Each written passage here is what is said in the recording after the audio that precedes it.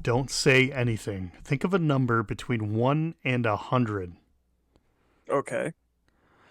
I'm getting that you think this is a dumb way to open the show. That's astonishing. Word for word, what I was thinking. And that, everybody, is the exact level of rigor behind the most popular podcast in the United States of America. Okay, so for anyone who somehow missed this, there's a podcast called the Telepathy Tapes, and in January of last year, it did something nobody else does. It knocked the Joe Rogan Experience out of the #1 spot on Spotify, and it didn't stop. By the end of 2025, Apple's own year-end charts has it at the top series of the year, the most shared show of the year, and the single most listened to episode of the year. The biggest podcast phenomenon in the country. And here is the claim: not meditation is nice, not aliens might exist. The claim is non speaking autistic children can read minds. Literal telepathy. Proven, they say, on tape. And if that's true, genuinely, if that's true, it is the biggest scientific discovery in human history, not one of the biggest. It rewrites physics, neuroscience, everything we did in Volume 6 about consciousness, everything. And even Rogan, who got dethroned by it and then praised it anyway, asked the exact right question about it. He said, quote, "If it's real, shouldn't scientists study it like it's real?" And tonight, that's our whole episode. We're going to take Rogan's question completely seriously. What would studying it like it's real actually look like? Because it turns out there's a 40-year-old answer to that question. That's a ghost standing in the middle of this entire story, and almost nobody in that giant audience has been told its name. But before we start, we're doing something we've never done. We're setting a rule out loud on air. Everything tonight is fair game. The method, the money, the media empire, the science. Everything except two things. The kids, the non speaking children at the center of this, who never asked to be famous, and their parents who love them and would do anything to hear them. Those two things are off the table. We will question everything around them, never them. That's the rule, Volume 9. The borrowed voice. This is a sovereign system where the fringe meets the framework. Every claim source, both sides on the table, we don't hand you the conclusions, we hand you the tools, and then we turn those tools on ourselves.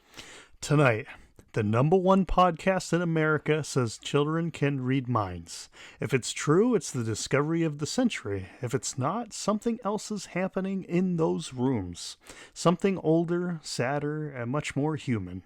There is one test that settles it. Tonight we ask why nobody will run it. Volume 9, The Borrowed Voice. Facts first, like always, the Telepathy Tapes is made by Dickens. She's a real established documentarian filmmaker. Season 1 dropped in the fall of 2024, 10 episodes, and it is denoted. And the premise for the three people who haven't heard it? Dickens heard a psychiatrist named Diane Hennessy Powell on another podcast describing research into non-speaking autistic children who, their parents report, can read minds. Dickens went to see for herself with a film crew, and what she recorded, and this entire engine of the whole show, is sessions where parents think of a number or a word or look at a picture the child can't see, and the child spells out the answer on a letterboard or an iPad over and over. In one famous clip, Dickens says a girl went through random numbers her mom was looking at and, quote, never got a single one wrong. And I want to be honest with the audience about something, because we promised we always would be. I listened to the first episodes and it got me, like, physically. There's a moment where a mother hears her kid communicate, really communicate, for what feels like the first time, and I'm sitting in my car in a parking lot with tears on my face like a crazy person. That's not a weakness. That's the show working as designed. It is a genuinely beautiful audio storytelling. Even the harshest reviews say that. The Times called listening to the parents' anguished heartbreaking, in the same review where it said the show has concept or contempt for science. Both of those sentences are doing the work. Hold both. Give me the scale of this thing now, because it didn't stay a podcast. It's an ecosystem. Season 2 is airing right now. It premiered in January and it's expanded into near-death experiences, more scientists, video episodes filmed in a new studio. There's a paid subscription tier, the Backstage Pass. There's a feature documentary film coming this year. It was nominated for iHeart Podcasts of the Year and won a Webley. And the detail that matters most for tonight, the actual video evidence, the clips of the tests themselves, those live on the website behind a $10 paywall. Hold on, hold on. The most important scientific discovery in the history of our species is $9.99? With a copyright notice stamped on every single frame. Telepathy is real, and it's cheaper than a Netflix subscription. Proof that would win every Nobel Prize simultaneously. And it's priced like a car wash. Okay, I'm flagging that. We're coming back to that because that's a weird place for the evidence to live.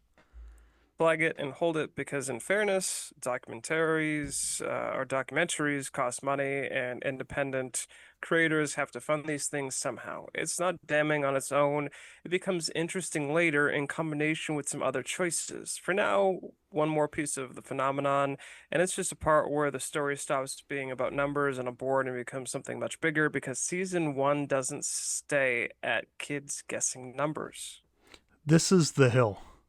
This is the Hill. As the season goes on, the families in the show describe the non-speakers meeting each other, kids who have never physically met in a shared non-physical space they called the Hill, talking to each other over there. Some of it goes further, contact with people who've passed away, spiritual knowledge, messages about consciousness and humanity. In one episode, a child composes a eulogy for a friend who died, a friend they knew, the show tells us, only from the Hill. And season 2 features the family of a professional medium. So the arc of the show is number guessing, then full telepathic conversation, then a shared psychic realm, then contact with the dead. That's not a claim anymore. That's a cosmology. In 10 episodes, we went from Uno cards to the afterlife. And that escalation is going to matter a lot in Act 3. But first, the brand demands it, and this story deserves it. We build the case for. Because the people making these claims are not who you'd expect. One of them worked for a name this audience knows very, very well.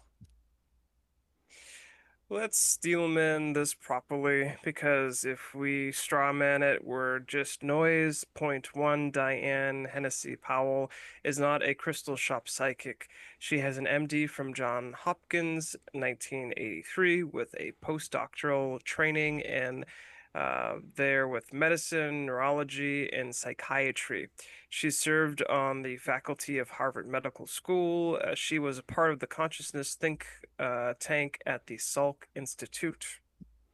Those are real heavyweight credentials. And here's the part that made me sit up. She was the director of research for the John E. Mack Institute. Mack, our Mack? Volume 3 Mack, the Harvard psychiatrist who got put in front of a committee for taking his patients seriously? The same lineage. The Paradigm Cage, Volume 3, the whole question of what happens to credentialed people who study forbidden things. Powell is walking Mack's exact road. And like Mack, she's paid for it. Her medical license was, for a period, revoked and later restored. Her account is that the board came after her over her 2009 book on psychic phenomenon. And reinstated her after they actually read it. We couldn't independently verify the board's side of that story, so we're giving you her account labeled as her account. Which is exactly how we handled Mac, okay? So the standard bearer is credentialed and a paid price. What's the actual best evidence? 3 pieces in ascending order of seriousness. Piece 1, the sheer volume and consistency of the parent reports. Powell says that when she published her hypothesis, families came out of the woodwork, independently all describing the same thing. Sound familiar? That's the Hopkins and Jacobs argument with Volume 7.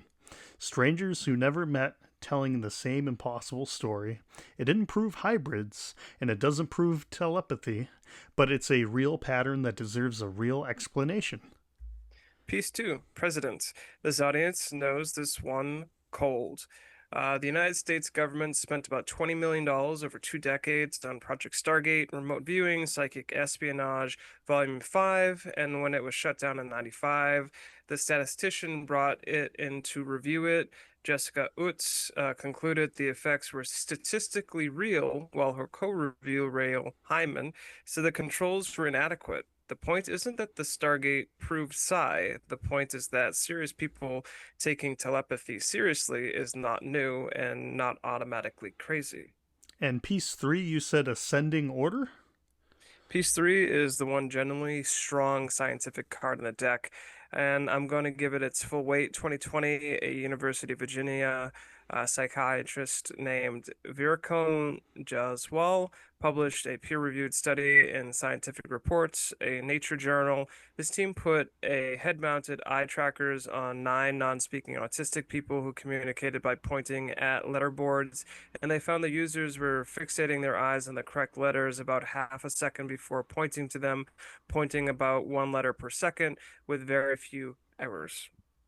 Meaning their eyes knew where they were going before their fingers did, which looks like the person is driving. That's exactly like the argument. The eyes lead, therefore the agency, the authorship is in the speller, not the assistant. It's the study every advocacy organization cites, and it connects to something real and important. Many non-speaking autistic people have apraxia, a motor planning problem. The mind is intact, the body won't reliably obey it, which is the entire basis of the phrase this community lives by: presume competence. And I want to plant a flag on that phrase because it's the truest thing in the whole story. For decades, for centuries, non speaking people were warehouse, written off, talked about like furniture while they were sitting right there. Not speaking got treated as not thinking. And that was a catastrophic, cruel error. The mind could absolutely be in there. That part isn't fringe. That's just true. It's completely true. And it's the moral engine of everything. The podcast, the parents, all of it. So here's the full case for it, assembled. A Hopkins trained Harvard faculty psychiatrist from the Mac lineage, hundreds of families independently reporting the same phenomenon, a government president for taking psi seriously, a peer-reviewed eye tracking study in a Nature journal suggesting the spellers are driving, and underneath it all, a genuinely righteous cause, presuming competence in people who were the world wrote off. Honestly, laid out like that, it's a better case than I expected walking in. It is, which is why what happens next matters so much, because there is one thing standing in the middle of it all: a 40-year-old ghost this field refuses to look at, and the ghost has a test. Sagan's ghost is in the room. Baloney Detection Kit, Volume 2, Extraordinary Claims. Require extraordinary evidence. But before we do the ghost, I need to introduce you to somebody, John. Meet Hans. Hans is a horse. I love him already. Tell me everything. Berlin, early 1900s, a retired school teacher named William von Osten has a horse, Clever Hans, who can do math. You ask Han, what's 4 plus 3? And Hans taps his hoof 7 times. Square roots, calendar dates, spelling, even. Taps mapped to letters. Crowds came from everywhere. A scientific commission examined him in 1904 and found no trickery. Von Osten wasn't a con man. He believed completely. He never charged money. He'd offer the horse to anyone. A horse doing math in public, passing inspection. Okay, so how? A psychologist named Oscar Pufkis finally ran 2 boring little tests nobody thought to run. Test 1. Ask Hans a question where the questionnaire doesn't know the answer. Test 2. Put blinders on so Hans can't see the questioner, and in both cases, instantly, the world's smartest horse just becomes a horse. Because Hans was never doing math, Hans was reading the room. Hans was reading the room like a virtuoso, and when tapping approached the right number, the humans around him, without knowing it, tensed up. leaned in a millimeter, shifted their breathing, and when it hit the right count, they relax microscopically, involuntarily, and hands who could not add two and two could read a human body like sheet music. Here's a sentence I need everyone to tattoo somewhere. Nobody in that courtyard was lying. Not the owner, not the crowd, not the horse, and the phenomenon still wasn't real. Sincerity is not accuracy. That's volume 7. The abductees weren't lying either. The body kept a real score of an event that didn't happen. Everyone can be honest, and the thing can still be false. Now hold Hans in your mind, and let me tell you about the ghost, because in 1990 something arrived in America that was going to change everything for non-speaking people. It was called the Facilitated Communication, or FC. A facilitator physically supported the arm or hand of a non-speaking person while they type or point to letters. And overnight, people who had never communicated were writing essays, poetry. Kids labeled profoundly disabled were suddenly doing grade-level work. It swept through schools. It was a miracle. I feel the and then coming, and I don't like it. And then the scientists ran Fox tests. The most famous was the O.D. Heck Center in New York in 1993. Wheeler and colleagues showed the non-speaking person one picture, show the facilitator a different picture or no picture, and see what gets typed. 180 trials, 12 autistic individuals, 9 facilitators. Do you know how many times they typed the answer that matched the non-speaking person saw rather than the facilitator saw? How many? Zero. Not one out of 180. And when the facilitator saw a different picture than the child, the typing described the facilitator's picture. Study after study found the same thing. The messages were coming from the facilitators every time in every controlled test. The facilitators were Hans. The facilitators were Hans. And here's the part that makes it a tragedy instead of a scandal. They weren't faking. The research is clear on this. It's called the ideomotor effect, the same mechanism as an Ouija board. Your expectation moves your muscles in tiny, completely unconscious ways. The planchette glides, nobody's lying, everybody's pushing. The facilitators generally believe the words were the child's. They could not feel their own hands authoring them. Honest people, false signal, just like the courtyard in Berlin. And now the sober part, because this isn't an abstract methods debate, and I need the room to change for a minute. When you unknowingly put words in a vulnerable person's mouth, the words don't stay nice. In 1992, a 16-year-old non-speaking girl named Betsy Wheaton typed through her facilitator accusations that her family was abusing her. The children were removed from their home. In 2007, in Michigan, it happened again, nearly beat for beat. The Windrow family FC generated abuse accusations. Julian Wedrow spent over 80 days in jail. His wife wore an ankle tether. Both children were sent into foster care. And when lawyers finally questioned the daughter with the facilitator unable to see the questions, she couldn't answer anything. The case collapsed. The county and police later paid the family millions in settlements. And in a case that went to trial in 2015, a university philosophy professor was convicted of sexually assaulting a non-speaking man after claiming he'd consented through facilitated typing. The verdict was later vacated on appeal, and she ultimately pleaded guilty to a lesser charge. So the borrowed voice didn't just say lovely things. It accused innocent parents. It shattered families. It manufactured consent for the one thing consent can never be manufactured for. That's why the test matters. That's why this isn't penitentiary when you can't tell whose voice it is. Real people go to jail, and real vulnerable people get hurt, and nobody in the room even knows they're doing it. And here's the figure I want to build a statue of. Betsy Wilson's facilitator was a young educator named Janice Bolton. When the expert, Howard Shane of Boston Children's Hospital, ran the picture test on her, showing her one image and Betsy another, the typing machine matched what Bolton saw. And Bolton did the same thing almost nobody in this entire 40-year story has done. She accepted the result. She stopped. She apologized to the family. She got her school to drop FC, and she spent decades since publicly explaining how good, loving, honest people can author words with somebody else's hands and never feel it. Buxton, Beecher, Boynton? Every volume, the hero is the insider who ran the test on themselves and told the truth about what it showed. That's the whole Sovereign Hall of Fame right there. By the mid 90s, this was a settled science. The American Speech Language Hearing Association put out position statements against FC, and in 2018, against its modern descendants, rapid prompting and spelling to communicate where nobody touches the child but an assistant holds and moves the letterboard in the air. More than 30 professional organizations have joined them.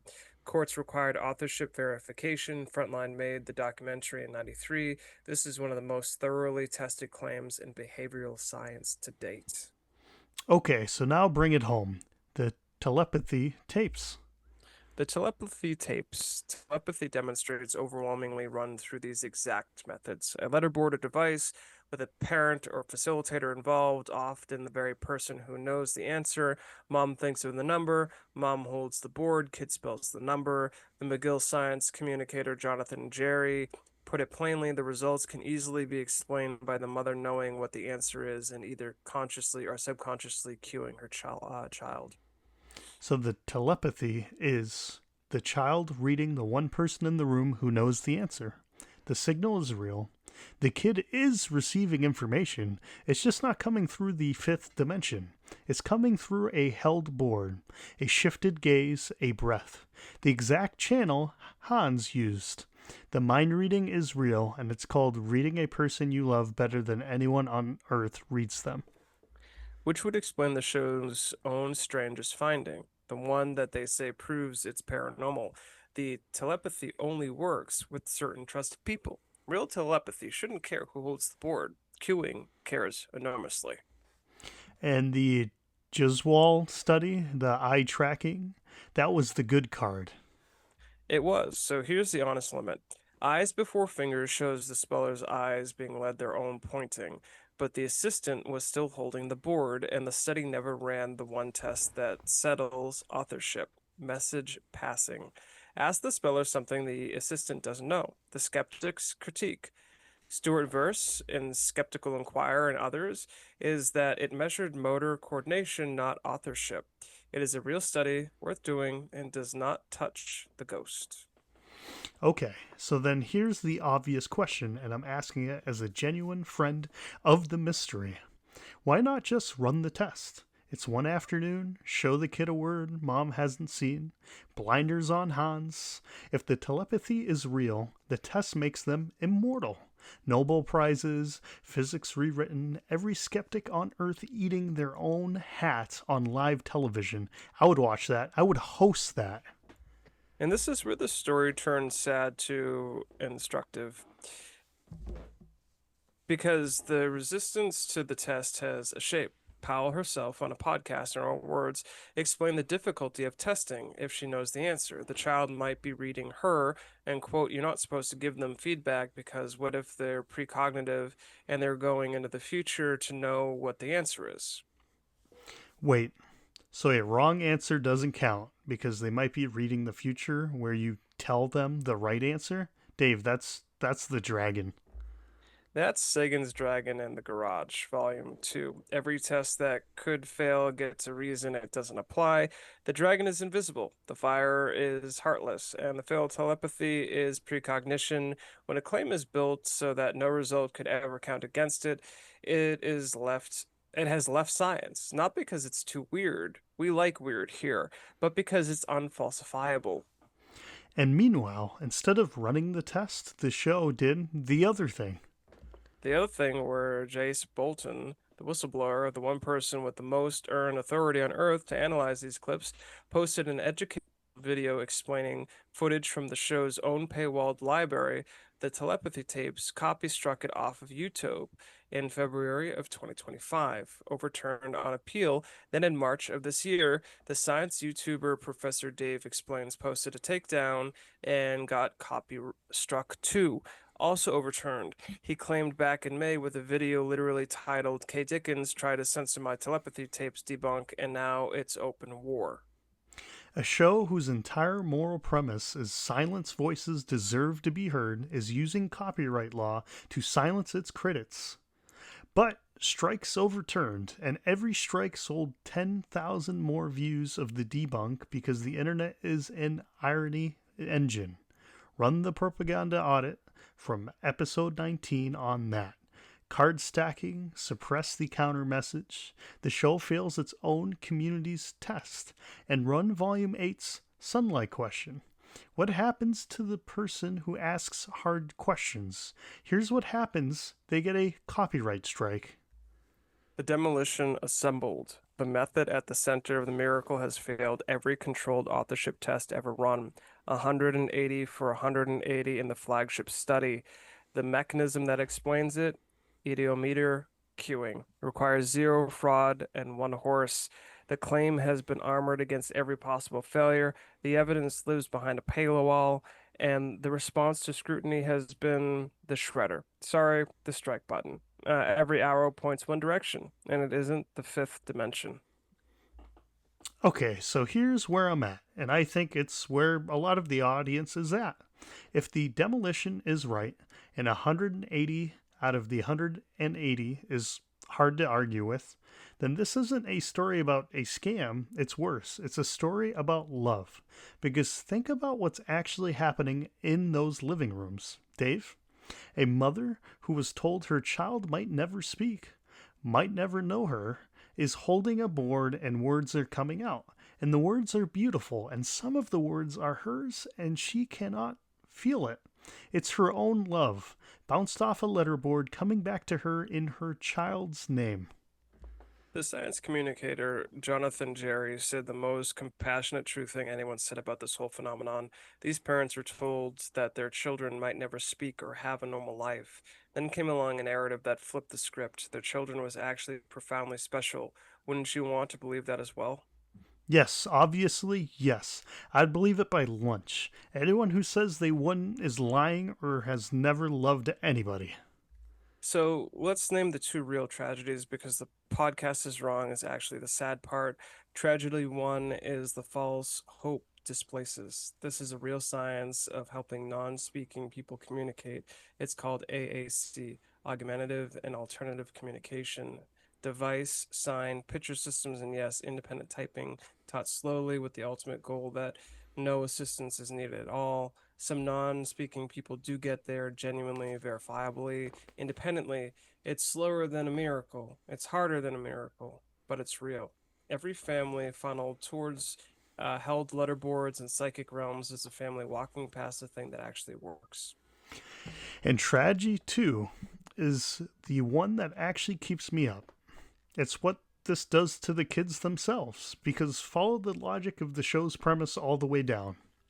If the words on the boards aren't the child's, then the child, the actual person with the actual thoughts, actual preferences, and actual inner life we should absolutely presume is there, is sitting right there being talked over by the very technique that claims to give them a voice. The show is called the Telepathy Tapes, and the one voice we may never actually be hearing on it is theirs. That's the borrowed voice. And there's a layer on top of that, a critic at the skeptic nailed. When the story becomes these children are psychic savants with access to other realms, we're quietly saying their real lives aren't enough. That a disabled child's worth depends on being magical. Presumed competence. Absolutely always, but the competence means a person, not a portal. And here's the both sides discipline. One last time, because it cuts against us now. The skeptic failure mode is real too. For 100 years, the rational position was that these kids had nobody home. And that was wrong and cruel. And it's the wound this entire movement grew out of. Some non speakers type independently today because somebody presumed competence when the experts didn't. So if you walk out of this episode with, ha, the kids are empty after all, you didn't just fail the episode, you failed the kids twice. The dignity is not the claim on trial, the channel is. The dignity is not on trial. The channel is. That might be the sentence of the night. And notice Rogan's question got its answer. Shouldn't scientists study this like it's real? They did for 45 years. Studying it like it's real is precisely what produced the 180 trials. The believers' quarrel isn't the science won't work, it's with what the science saw.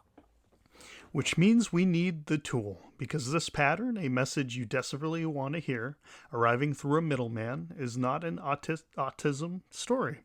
It is everywhere. It's the medium at the funeral home, it's the translator for the guru, it's the spokesperson for the agency, it's the AI summarizing the article you didn't read. It's half of everything on your phone.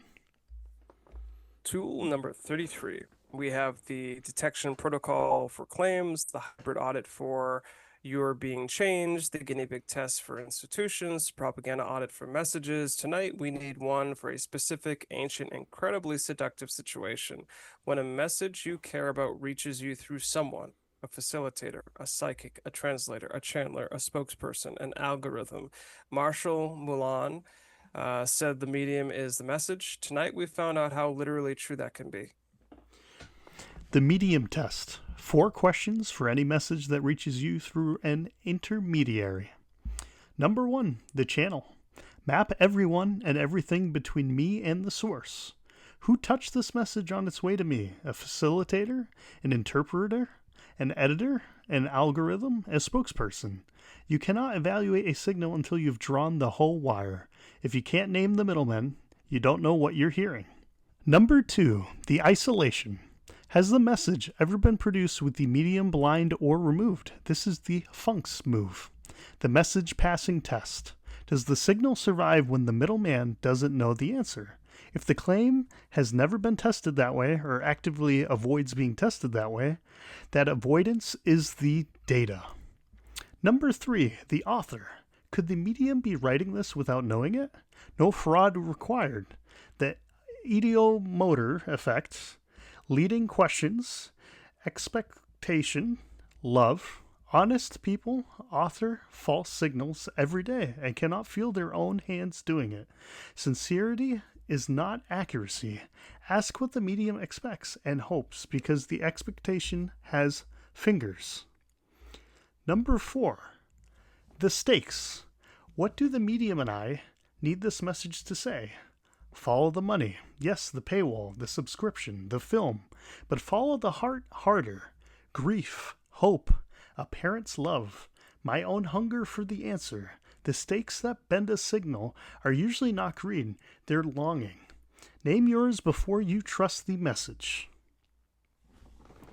Channel, isolation, author, stakes. And notice what the test does not do. It doesn't tell you the message is false. It tells you whether you're in a position to know whose it is. Run it on the psychic? Sure. But run it on the news clip of the speech you didn't watch, the English translation of the mystic you love, the AI answer you didn't check, the official statement on behalf of someone who never speaks for themselves. And run it with kindness, because the test's deepest lesson is clever hands lesson. Most mediums aren't liars. Most middlemen are von Olsten, true believers, moving their own hand and hearing somebody else's voice. The medium test isn't a fraud detector. It's a humility machine. It works on them, and it works on you, and it works on us. Every episode we make is a message that reaches you through a medium. 2 mediums, technically, and one of us is heavily caffeinated, always. Run the test on this show. We mean that. So let's land it. Is telepathy possible? This show of all shows is not going to stand here and declare the universe is fully mapped. We spent volume 5 on the government's own psychic spies and volume 6 on whether mind is a fundamental aspect of reality. The mystery of consciousness is real and it is open and we love it here. But loving the mystery exactly why you protect it from bad evidence. The Telepathy Tapes isn't where the mystery lives. It's where the mystery got a merch table. And the maddening thing, the generally maddening thing, is that this is the rare, extraordinary claim that could be settled in one afternoon. 1. Show the child a word the parent has never seen. Blinders on Hans. If it passes under real controls, we will make a 10-part series. I will apologize personally to every mother in that show, and Dave will eat the letterboard. I'll bring the mustard, and until that test happens, and as long as the people making the claim keep striking down critics instead of running it, the honest position isn't it's real and it isn't those people are stupid. It's this: the love in those rooms is real. The children in those rooms are real, whole people. And the voice on the board has not yet passed the one test that separates a person's voice from a borrowed one. Your sovereign win this week, the middleman map. Pick one belief you're carrying right now that arrived through a medium. A quote you've never seen in context. A study you know only from a headline. A person's opinion you know only from their enemy's summary. Just one. This week, trace the wire all the way back to the source. Read the actual thing.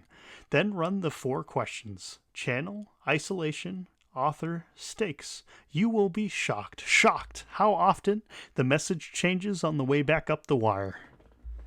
And if it survives the trip, great. Now it's actually yours. And the pickle update, because the people demand it, and because Kevin has, of course, found this exact frontier. I know what you're going to say, and I need you to say it anyway. Kevin from LinkedIn, Paradigm Shift Kevin, has hired what he is calling a brand medium, a consulate who, quote, channels the unspoken needs of the customer. The new line is called Psychic Pickles. The tagline, verbatim, I have the screenshot, is, we heard you before you spoke. Did you run the medium test on it, John? Channel, a guy named Trevor. Isolation. Trevor has never once been right about anything Kevin didn't tell him first. Author. It is 100% Trevor. Stakes. Trevor charges $400 an hour. It failed harder than any claim we have ever tested on this program. I told Kevin, and he said, and this is real. That's exactly what Trevor said you'd say. Unfalsifiable. He built the dragon. Kevin built Sagan's dragon out of a pickle consultant. Last thing, and it's for the kids in this story, because we made them a promise at the top. Everything we questioned tonight, we questioned for them. The whole point of demanding the real test is that they deserve to be actually heard. Their words, their voice.